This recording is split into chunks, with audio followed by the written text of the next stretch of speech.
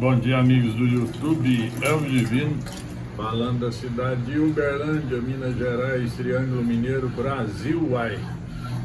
Então, pessoal, lavadora Brastemp 12 quilos, reclamação, fazendo barulho.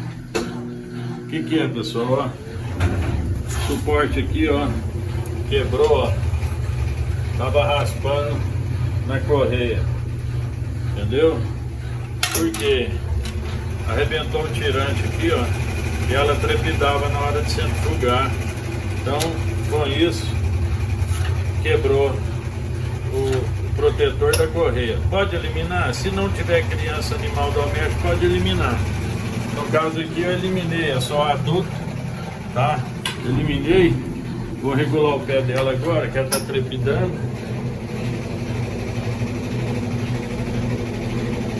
Tá aí.